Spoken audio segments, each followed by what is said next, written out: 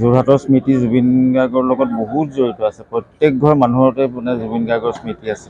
মহান আত্মা পুণ্যাত্মা আছিলে। গোটেই ভাৰতবাসীয়ে গোটেই পৃথিৱীবাসীয়ে শ্ৰদ্ধা জনাইছে। শাস্তি আৰু ধৰণটো মই বিচাৰ কৰিলে নহ'ব, সেইটো শাস্তি পাবই।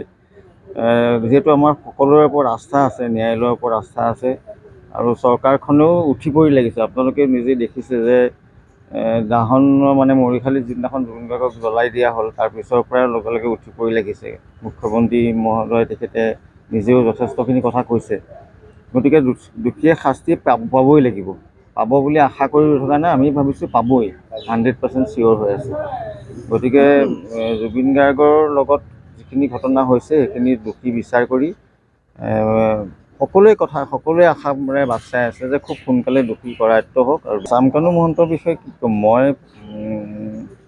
বিষয়ে ক'বলৈ যদি তেওঁ দোষী হিচাপে স্বীকৃত হয়, তেওঁ শাস্তি পাব লাগিব। শ্যামকানু মহন্ত বুলি কোনোবা এজনৰ যে সাৰি যাব পাৰিব তেওঁৰ কথা নহয়। যদি শ্যামকানু মহন্ত দোষী হিচাপে ওলায় আৰু নেগলিজেঞ্চি আছে, সেইটো এটা ক্ৰাইম।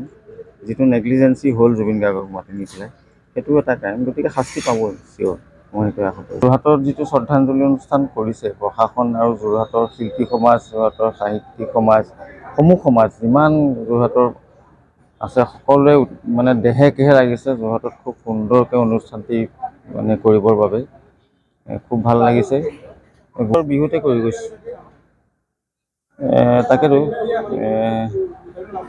আচলতে সেইবিলাক কথা ক'লে পটককৈ শেষ নহ'ব।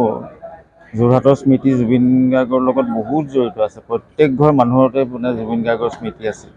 এই চিকুদাহঁতৰ ঘৰতে যোৰহাটৰ এটা সময়ত জুবিন গাৰ্গ হোৱাৰ আগতে আড্ডা আছিলে, হয়নে চিকুদা? সংগীতৰ মানে একদম ৰিহাৰ্চেল হয়, কীবৰ্ড বজায়।